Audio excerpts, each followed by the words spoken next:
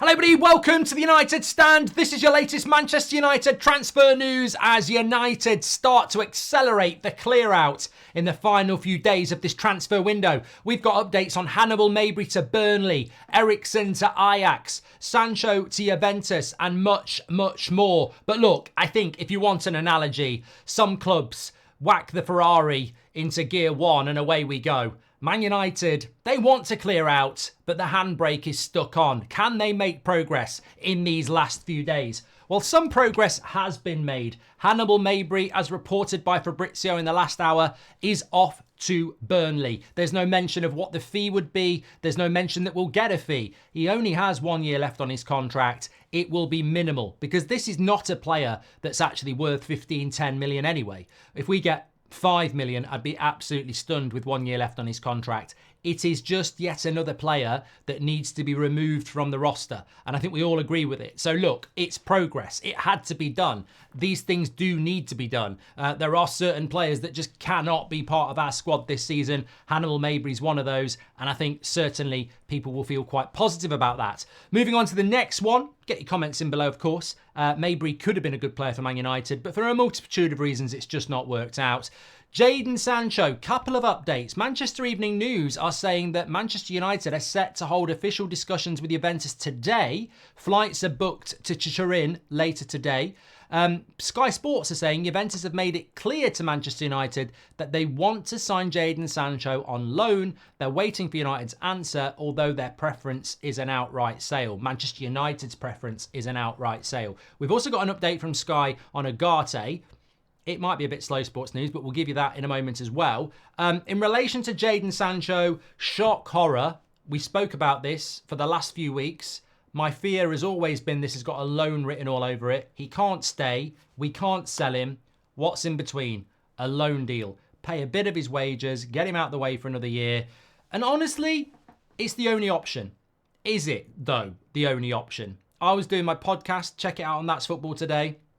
How is it Chelsea Football Club can basically say to Raheem Sterling at 29, with more years left on his contract than Sancho and on more money than Sancho, get out of our club and go and train with the reserves. But Man United, with a younger player, a more valuable player, on less wages, on a shorter contract, we're going, oh, we can't get rid of him. Why is it Chelsea can get rid of Sterling, but Man United can't get rid of Sancho? And I think it's the debt. I think the debt kills us. I think Chelsea just want to be a football club. It's chaotic, but they want to be a football club and they'll take the financial hits. They're selling players they bought 2 years ago. But Ineos are bound by the Glazer mistakes and the debt. I don't think we can just write off Jadon Sancho. And that's why many of us wanted Ineos to buy the whole club and clear the debt, so that you can make those sort of decisions. But financially, we just can't do it. So Sancho loan happens, I think. I don't like it. It's better than him staying around, but I just want the finality of it. I just want what we've had with Greenwood. That was a relationship that just couldn't carry on. And now he's not a Man United player anymore. You've got none of this, is he going to come back? With Sancho, there is a player FC movement around him. And if he goes to Juventus and he starts playing well, it's cooking again on Twitter. And I'm like, he cooked in the Champions League final apparently. He didn't cook in pre-season, did he? Like, I just want the finality of it. I want him to go because a loan deal is just the same problem again. Oh, look at what he's doing in the Italian league. Bring the star boy back. He doesn't want to be back. I think that's the embarrassing thing about United fans that want their star boy back. He doesn't want to play for Man United. It's not even on their bloody Instagram. The second he goes to Juventus, that Instagram will change from Dortmund to Juventus, and you know it will. I'd just love to get him out of the club so we can move on. It's not even about the player. I invested a lot of time in Sancho for 2 summers because I thought he was a good player and I wanted him at United. And it hasn't worked out. I just want to move on. I think everyone just wants to move on. And a loan deal doesn't move it on, really, does it?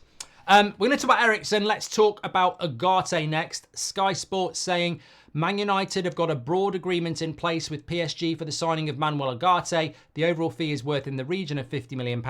Discussions about the structure of the deal are ongoing. Well, £50 million is basically €60 million, which is what PSG have always wanted. You might start asking the question, why has it taken 2 months to do a deal that we were always going to do for the price that PSG always wanted? But it is Sky, and they don't have an in to Ugarte or this deal. This is just regurgitation. If it's to do with Fulham, I'd listen to Sky. If it's to do with anything else, I wouldn't listen to anything. They've had a real trick over the last months of regurgitating Ornstein and Romano's stories and trying to pass them off as their own. What even is that update? Man United have got a broad agreement with PSG over Ugarte. The overall fee is worth in the region of £50 million. Discussions about the structure of the deal are ongoing. That's your Monday afternoon update. So basically, you're telling us with different words that we'll pay around 60 million euros, that we're close to a deal, and we're still discussing the deal. Oh, I didn't know that. I did not know that. I tell you what, someone get them a Pulitzer.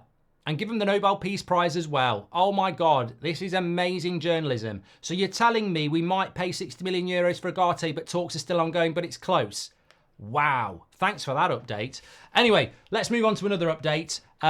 We had this actually from Sam C, who works for us in the United Stand. He mentioned this a long time ago about Christian Eriksen, and basically said a long time, well, I say a long time ago, I'll tell you when it was. It was on July the 24th. Ajax are interested in Eriksen on a loan. United would rather have him gone on loan with an obligation to buy or a permanent move away, but there's room for negotiation.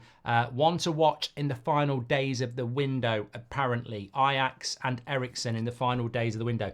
This is a guy that's not had 1 minute in the Premier League in 2 games. This is a guy where we bought we brought Scott McTominay on for Bruno Fernandes to play at number 10 in the final 10 minutes, and Scott McTominay was getting sold to Napoli. If you're Christian Eriksen, you don't need to be told that you're not wanted. He's clearly not wanted. So, yeah, he's got to be looking for a move, whether it's going to be Ajax or not. The only thing I would say about that is Christian Eriksen loan with an obligation to buy. How does that work when he's only got a year left on his deal? How can you have I don't know. There'd have to be a pre-agreed fee. That doesn't make sense to me, that. A loan with an obligation to buy, how would that even work? He's only got a year left on his deal. So I would imagine what Man United will look to do with Eriksen is loan him to Ajax and get most of his wages covered for the year. Because his wage is £600,000 a month, 150 grand a week. So that's £7.2 million, if I've done my maths correctly, in wages to Christian Eriksen. So I would imagine we will try and get Ajax to give us 5 million for the loan and cover his wages off. In effect, it's a free transfer, but we cover his wages. So I think that might be what we try and do. And it's common sense, and it's another player moved on. So look, Hannibal Mejbri, hopefully Eriksen, out the door, has to happen. Let's get it done. McTominay we know is going. Ugarte will come in at some point. Sancho goes on loan. Is there anything else we can do in the last few days? Look, we're not going to... Look, there's a part of me that thinks it's Ineos. Maybe we can just do something amazing. You know, maybe they could sell someone we're not expecting, loan someone we're not expecting, bring in someone we're not expecting, maybe. But I think that the Yoro deal... Look, this is more for later in the week. Yoro was a good signing. De Ligt's a good signing. Mazraoui's a good signing. Xerxes a good signing. Ugarte's taken 2 months. I can't see us bringing in a starting left back in 4 days. I just can't see it. I really can't. And talking of Xerxes, by the way, I think this is really important. It is transfer related. I've just done our podcast, Goldbridge Saves Football. Give it a listen on Spotify, or you can go and watch it in the Goldbridge Arms on That's Football. I gave Ten Hag Pratt of the Week. I feel guilty, but I think it's right. But that's not the controversial bit. I was talking about this. How I said after the Fulham game, we don't have a focal point when we play Mount and Bruno. And in the first half against Brighton, it doesn't look right without a striker. There are others out there who quite like Mount and Bruno. They like the press. They're hipsters. They love it. You know, if we can get the movement going, it could be really, really hybrid football. You know, Mount and Bruno pressing, stopping the ball coming out, high recoveries, move the ball quickly. This could be the wizardry we've wanted at United. Can I just say this is not the wizardry I want at United? There is an identity that I associate with Manchester United, and it ain't Pep, false nine football.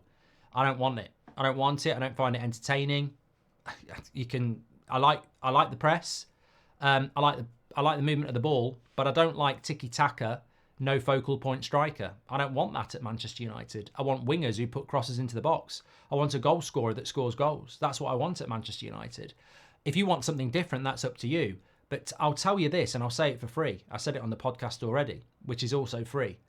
If Erik ten Hag is now starting season 3 with Mount as a false 9 or Bruno as a false 9 and the other one as a number 10, and that's the way we're going to play this season, then he never should have been kept on for year 3. And people will be spitting out the tea with the hipsters saying, oh, you can't say that, you can't say that. Hold on a minute. This is season 3.